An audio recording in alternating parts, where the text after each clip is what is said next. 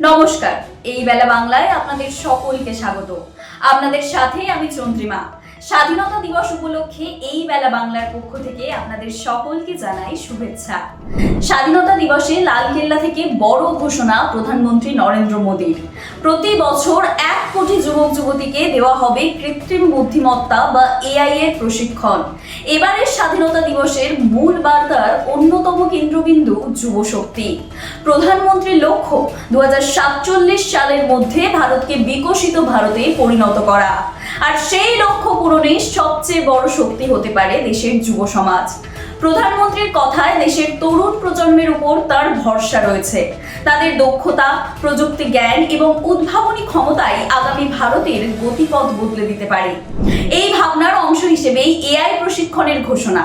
প্রতি বছর 1 কোটি যুবক যুবতীকে কৃত্রিম বুদ্ধিমত্তার প্রশিক্ষণ দেওয়ার লক্ষ্য নেওয়া হয়েছে। কেন এআই এত গুরুত্বপূর্ণ?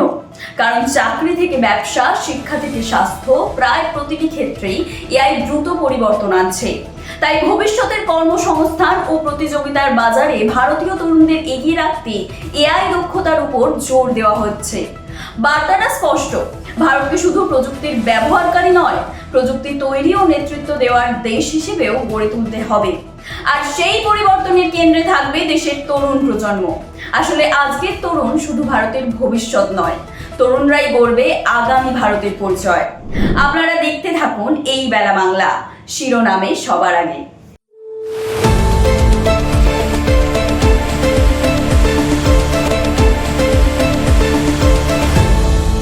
আপনারা দেখছেন এই বেলা বাংলা, শিরোনামে সবার আগে।